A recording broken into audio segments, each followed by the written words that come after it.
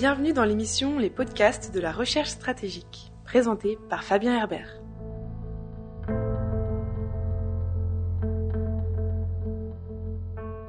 Bienvenue pour ce nouvel épisode des podcasts de la recherche stratégique, un format audio consacré aux questions de sécurité internationale créé par la FRS, la Fondation pour la recherche stratégique.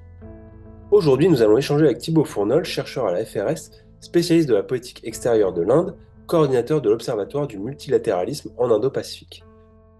Nous avons décidé d'intituler cet épisode L'Inde et le minilatéralisme, la stratégie du multi-alignement en action. On parle ici de minilatéralisme, de multi-alignement. Peut-être pour commencer, pouvez-vous préciser ce que recouvrent ces termes et leur définition? Oui, alors on parle de minilatéralisme comme d'un niveau de coopération intermédiaire entre ce qui relève du bilatéral, donc entre deux acteurs, et du multilatéral, des formats larges qui regroupent un nombre important d'acteurs, l'ONU d'emblée étant l'exemple emblématique de la coopération multilatérale, même si elle prend bien d'autres formes, je pense notamment au G20, qui a d'ailleurs fait l'actualité en Inde l'an dernier. Donc ça, c'est la définition du multilatéralisme dans ce cas-là de plus simple, c'est-à-dire un format de coopération restreint avec un nombre limité de participants, en gros qui ne soit ni 2 ni 50 pour schématiser à grands traits. Mais cette réponse n'est pas très satisfaisante parce qu'elle n'indique pas clairement jusqu'à combien d'acteurs on peut parler justement de minilatéralisme. Et alors, si on s'accorde pour qualifier, on va dire, trois ou quatre participants comme relevant du minilatéral, le Quad, par exemple, en Indo-Pacifique, exemple bien connu, réunissant les États-Unis, le Japon, l'Australie et l'Inde, justement, certaines définitions dans la littérature vont jusqu'à une dizaine d'acteurs. Ça recouvre par exemple le G7 ou encore les BRICS, donc entre le Brésil, la Russie, l'Inde, la Chine et l'Afrique du Sud, du moins avant leur extension récente. Euh, mais ceci étant dit, quel que soit le nombre, que ce soit 3, 4 ou 5, ces formats minilatéraux, ils se définissent aussi beaucoup en fait par un mode opératoire particulier. Ils se basent principalement sur un fonctionnement volontaire, là où notamment les institutions multilatérales sont parfois vécues comme contraignantes, on va y revenir, plus volontiers régionales que mondiales, davantage multi-acteurs. Ils offrent en fait surtout un cadre plus souple et plus flexible, rarement, voire jamais institutionnel, et souvent une façon de coopérer qui est à la fois plus informelle et plus directe. Euh, Ça, c'est pour le multilatéralisme.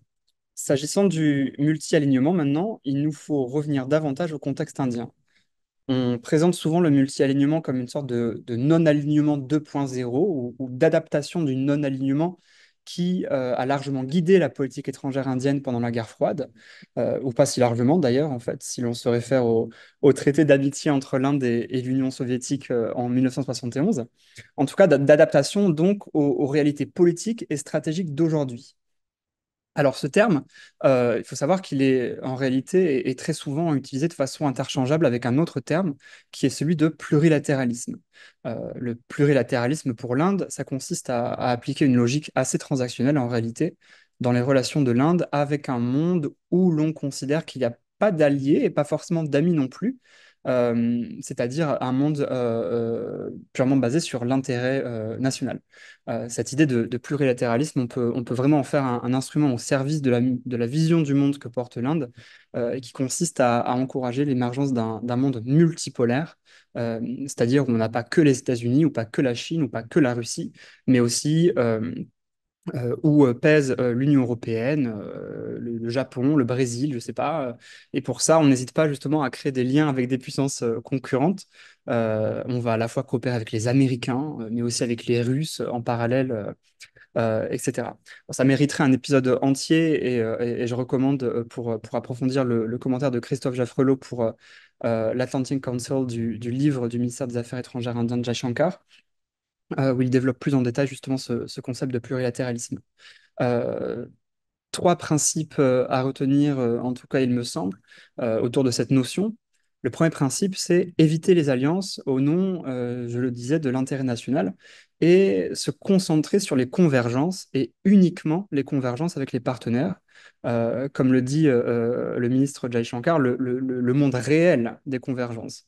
Euh, le deuxième principe, c'est d'exploiter les tensions inhérentes à ce monde multipolaire, justement, là où l'Inde est à la fois membre du Quad avec les États-Unis et le Japon, de l'Organisation de coopération de Shanghai avec la Russie et la Chine.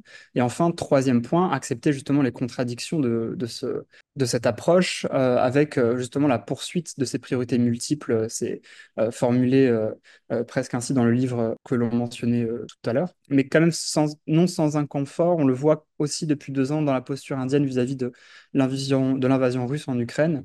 Mais en réalité, si on regarde un peu derrière, on s'aperçoit que l'Inde a souvent composé avec des choix qui n'ont pas toujours été bien reçus. On pense à sa position vis-à-vis de la guerre du Vietnam, à la reconnaissance du régime khmer, au silence, à son silence, en tout cas sélectif, sur l'intervention soviétique en Afghanistan, et même plus récemment dans ses positions de vote au Conseil à l'Assemblée générale des Nations Unies.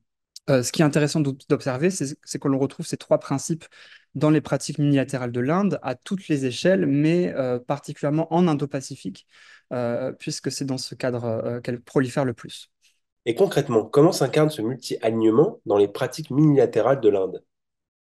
Alors, dans le narratif, dans le récit de politique étrangère de l'Inde, le minilatéralisme, il naît d'un inconfort vis-à-vis du multilatéralisme, mais également du bilatéralisme. Je pense par exemple à un tweet que j'ai en tête du ministre Jai Shankar d'avril 2021, où il soulignait justement les limites des plateformes multilatérales, où il évoquait la faiblesse également des coopérations bilatérales euh, et leur efficacité, en fait. Euh, et donc, où des valeurs partagées étaient plus susceptibles de créer de nouvelles combinaisons, justement dans cette optique de multipolarité et de plurilatéralisme. Alors, il ne nomme pas explicitement le minilatéralisme, mais on peut le voir dans l'idée de ces nouvelles combinaisons entre multilatéralisme et bilatéralisme, euh, voilà, comme intermédiaire entre deux niveaux de coopération qui ne satisfont plus, avec cette idée de valeurs partagées qui font d'emblée penser aux convergences dont on parlait tout juste. Mais il faut préciser que le minilatéralisme n'est pas un phénomène fondamentalement nouveau dans les pratiques de coopération indienne. Ça ne l'est pas plus, en fait, dans celle des États d'Asie du Sud-Est, par exemple, entre membres de l'ASEAN, et pas davantage encore à l'échelle mondiale. On mentionnait tout à l'heure le G7 qui a été créé en 1975, et dans les années 90, Robert Cox parlait déjà du minilatéralisme comme d'une approche alternative au multilatéralisme institutionnel. Pour l'Inde, du moins, ce minilatéralisme, on peut à minima le faire remonter au début des années 90, à un moment où à New Delhi, on cherche à restructurer, à réadapter la politique étrangère au contexte post-URSS, aux opportunités offertes aussi par les réformes économiques du début de la décennie. Et ça passe par une ouverture et même au-delà d'une ouverture, en fait, par aller chercher la coopération de manière active, aller chercher les partenaires, notamment les États d'Asie de l'Est et du Sud-Est, c'est la fameuse Look East Policy, mais pas seulement. Et cette démarche, elle aboutit, surtout dans la deuxième moitié des années 1990, à un statut de partenaire de dialogue auprès de l'ASEAN en 96, à un partenariat stratégique avec l'Afrique du Sud en 97, un autre avec la France l'année suivante, etc. Donc c'est intéressant de noter qu'à ce moment déjà, même si le segment bilatéral reste le levier privilégié, on a aussi déjà recours au unilatéralisme. Et par on, en réalité, on parle de différents acteurs qui sont investis à des degrés divers dans ce type de format, des acteurs diplomatiques, politiques, mais aussi militaires. Au niveau politique, on peut citer par exemple la création du dialogue trilatéral Inde-Russie-Chine au début des années 90. On peut citer aussi le format trilatéral Inde-Brésil-Afrique du Sud, IPSA, 10 ans plus tard en 2003. Et on trouve ce type de format restreint également dans les pratiques indiennes de diplomatie navale, qui cherchent justement elles aussi à diversifier les partenaires.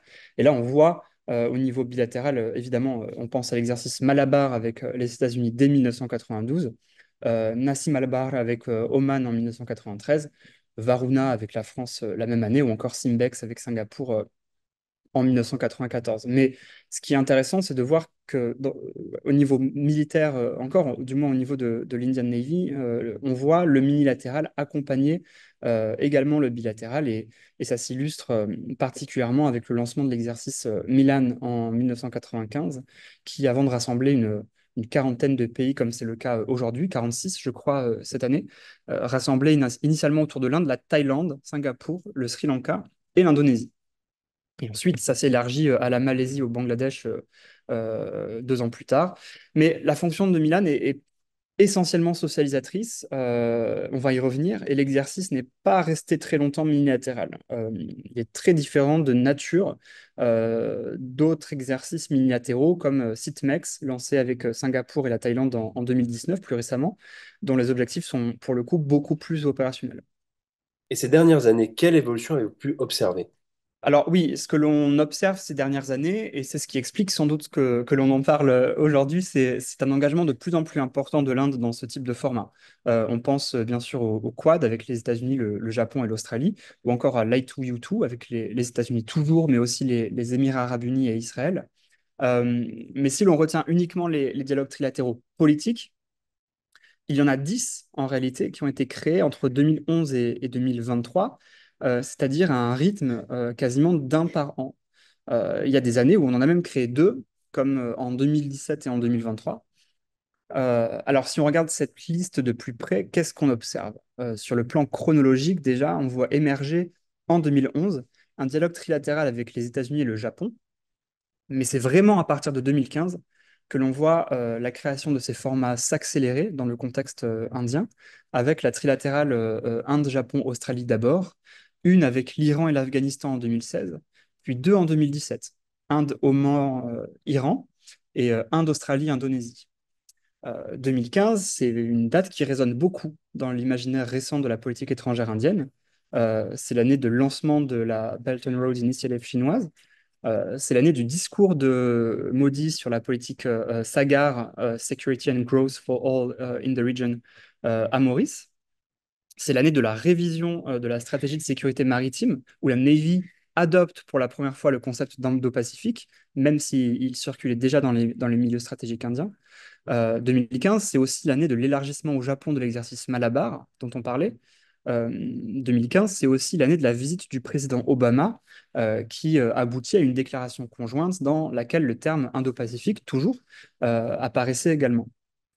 Donc, la multiplication de ces formats trilatéraux est évidemment très liée à l'émergence du concept d'Indo-Pacifique, parce que sur le plan géographique, cette fois, on en trouve trois avec le Japon, trois avec l'Australie, deux avec les États-Unis, deux avec la France, qui est aussi investie dans l'Indo-Pacifique, et puis d'autres avec les Émirats ou encore l'Indonésie et Oman. C'est-à-dire qu'on n'assiste pas seulement à une polarisation très nette du choix des partenaires vers des partenaires justement de l'Indo-Pacifique, mais il ne s'agit plus de la Russie ou du Brésil comme dans les années 1990-2000.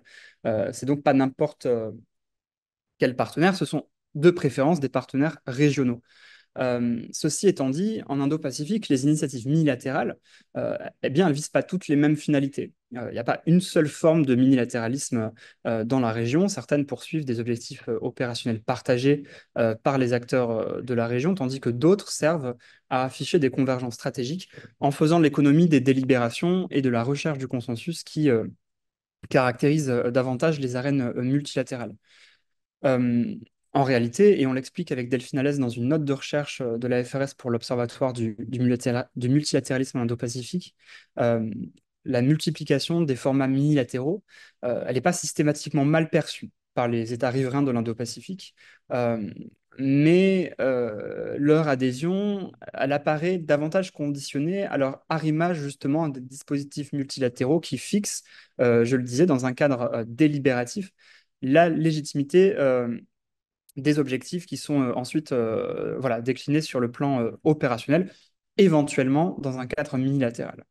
À l'inverse, il y a des minilatéralismes qui sont plus contestés et qui sont ceux qui présentent l'image d'initiatives extra-régionales dont la portée fonctionnelle et opérationnelle apparaît assez secondaire par rapport à des enjeux d'affichage stratégique, politique ou encore de la mise en concurrence des acteurs.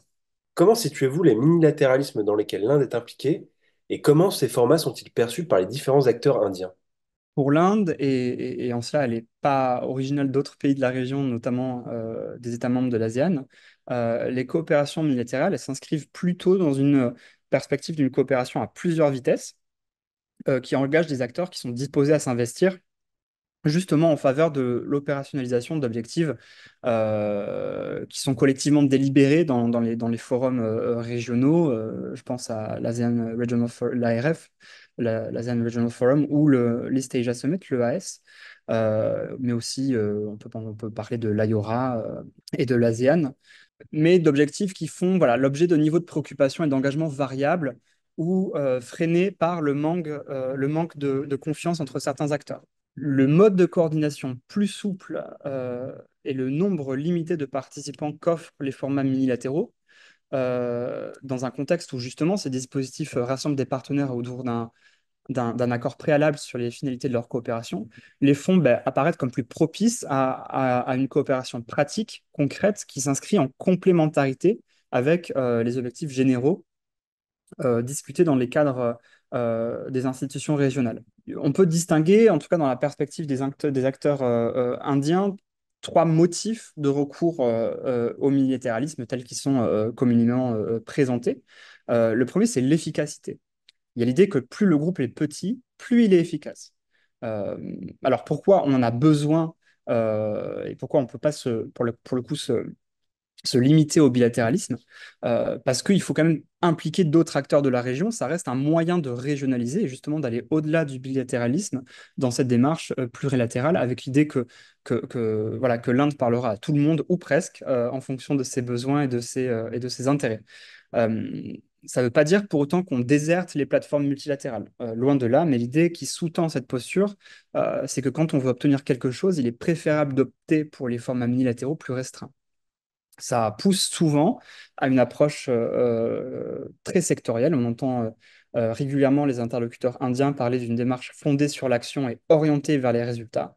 Là, on peut citer par exemple le format Inde-Japon-Australie sur la résilience des chaînes de production ou le dialogue trilatéral Inde-Iran-Arménie en matière de connectivité autour de l'International North-South Transport Corridor. Il faut parfois quand même distinguer l'intention des actions, puisque dans certains cas, les résultats opérationnels de ces dialogues se font attendre. Mais on voit quand même là au passage aussi que ce format avec le Japon et l'Australie, donc deux partenaires du Quad, évolue en parallèle du dialogue avec la Russie et la Chine, et que la trilatérale avec l'Iran n'empêche pas l'Inde de travailler avec Israël dans le cadre d'I2U2. Euh, Deuxième idée, c'est contourner l'objectif de contourner les difficultés intrinsèques au mécanisme plus large. C'est le principe, en tout cas l'idée que pour l'Inde, le minilatéralisme et le plurilatéralisme sont des réactions à l'échec perçu du multilatéralisme. Ça se traduit par un manque de satisfaction à l'égard des organisations régionales. Et quand on les interroge, les acteurs indiens, sur leur vision des institutions régionales, beaucoup pointent la lenteur des procédures, la lourdeur de la bureaucratie, la rigidité de la structure institutionnelle, la difficulté du consensus. Bref, une contrainte qui est politique, qui est diplomatique, qui est logistique, mais qui est aussi administrative. Donc, ça rejoint en ce sens l'idée d'efficacité. Si l'on veut être efficace tout en restant les mains libres, et c'est très important du point de vue indien, les mécanismes unilatéraux constituent alors une alternative préférable. Euh, donc, contourner les difficultés perçues des mécanismes multilatéraux, mais en ce sens, les enrichir.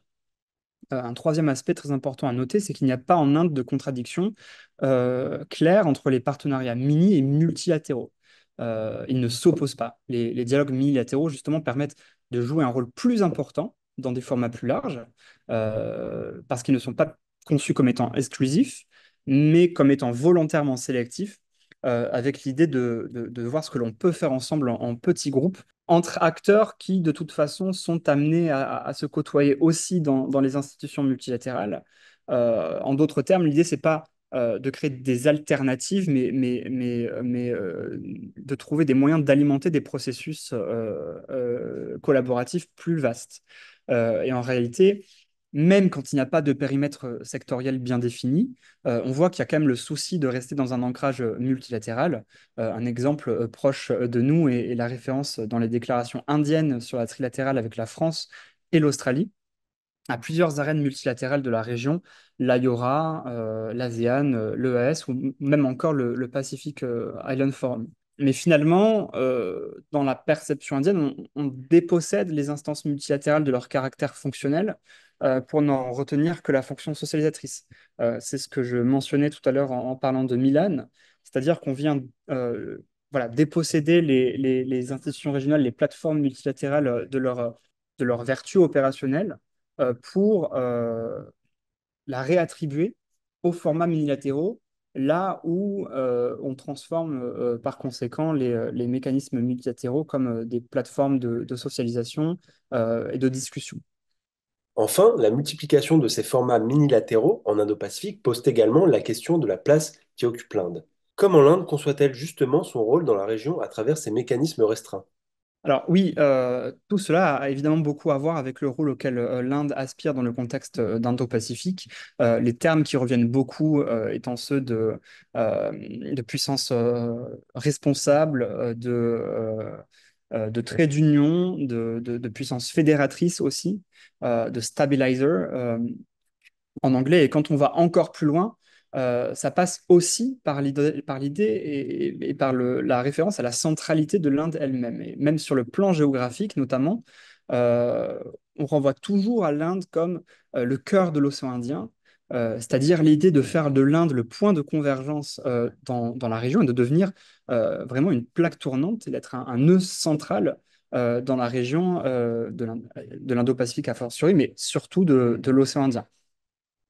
Donc, dans la pratique, l'Inde dispose, par ses formats minilatéraux, d'un réseau de partenariats interconnectés. Comment ça s'articule? Eh bien, par des mécanismes eux-mêmes plus larges et eux-mêmes dirigés par l'Inde, où le pays donc se trouve à l'intersection. Et il est important justement d'avoir cette interconnexion euh, pour créer justement des ponts entre ces partenariats plurilatéraux en fait interopérables et croisés qui poursuivent des objectifs communs, avec toujours quand même l'idée d'inclusivité. L'Inde accueille tous ceux qui souhaitent participer ou presque. Alors, justement, un exemple particulièrement emblématique de cette façon dont l'Inde arrive à connecter ces différents formats unilatéraux autour d'elle, justement, c'est l'Indo-Pacific Oceans Initiative, acronyme IPOI, qui a été lancé par le Premier ministre Modi euh, lors de l'East Asia Summit en 2019. L'IPOI, c'est vraiment conçu comme un moyen d'opérationnaliser l'Indo-Pacifique dans son ensemble. C'est, on va dire, la couche opérationnelle de la politique étrangère régionale de l'Inde, là où l'initiative Sagar, que je mentionnais plus tôt, constitue la couche conceptuelle, et le discours de 2018 au Shangri-La Dialogue sur l'Indo-Pacifique en forme la couche politique. C'est du moins comme ça que les choses sont présentées. Ce qui est intéressant avec l'IPOI, c'est que l'initiative vient agréger différents niveaux de coopération multilatérale, minilatérale et bilatérale en une seule et même initiative, en une seule et même plateforme. Euh, c'est une initiative multilatérale par son ouverture, par son caractère inclusif. L'idée, c'est d'ouvrir les portes à quiconque souhaite y participer, sans pour autant créer une nouvelle institution régionale. D'une part parce que on considère que l'Indo-Pacifique est trop vaste pour une institution unique. D'autre part parce que on l'a vu, les institutions multilatérales sont vécues, en tout cas perçues euh, comme étant contraignantes politiquement, logistiquement, mais aussi susceptibles d'entraîner des conflits et des tensions pour le contrôle de ces institutions. Donc l'idée, c'est davantage de s'appuyer sur les institutions existantes, l'East Asia Summit, l'ASEAN, l'IORA, avec l'idée que si elles sont renforcées euh, par justement des initiatives exogènes, cela peut contribuer à en améliorer le fonctionnement.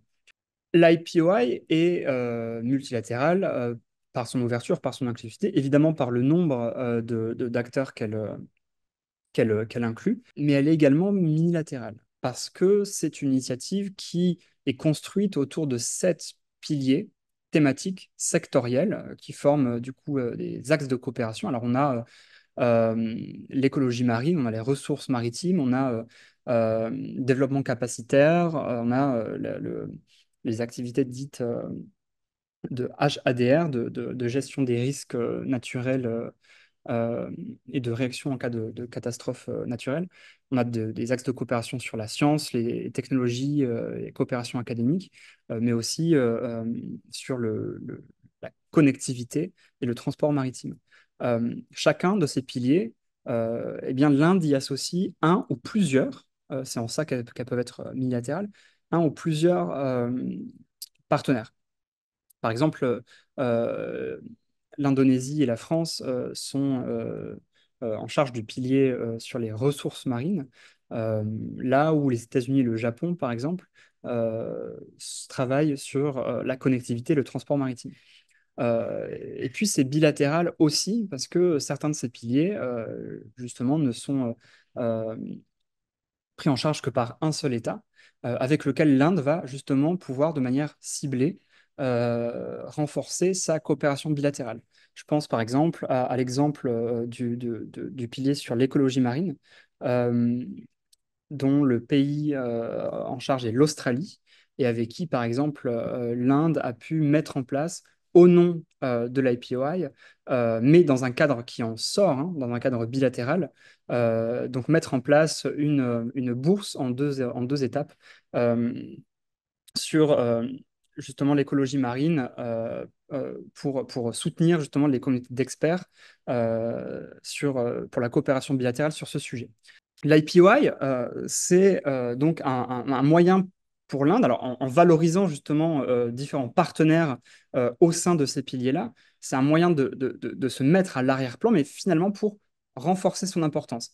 L'IPOI, c'est pour l'Inde justement un moyen d'articuler, je le disais, le multilatéral, le plurilatéral, tous les niveaux de coopération, unilatéraux, bilatéraux, euh, justement par la création de ces différents piliers, de ces différents groupes, le cas échéant, de confier la direction de ces piliers à un ou plusieurs pays.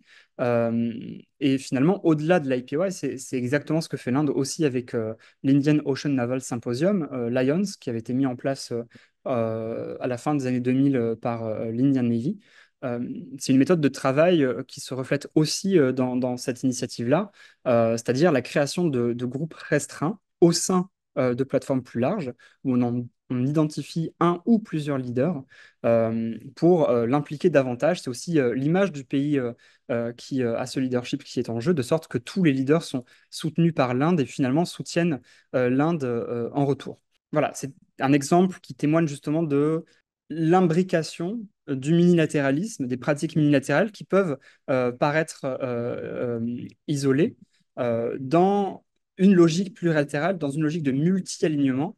Le concept, en tout cas le terrain indo-pacifique, se prête particulièrement à cela. Merci Thibaut Fournol, merci à vous qui nous écoutez. Si vous voulez suivre les activités des chercheurs de la FRS, rendez-vous sur notre site internet. Vous pouvez également nous suivre sur les réseaux sociaux. Enfin, n'hésitez pas à faire un tour sur notre page YouTube, vous y trouverez de nombreuses vidéos sur des sujets divers et variés, toujours en lien avec les politiques de sécurité internationale. Merci et à bientôt pour une nouvelle émission. C'était les podcasts de la recherche stratégique, présentés par Fabien Herbert.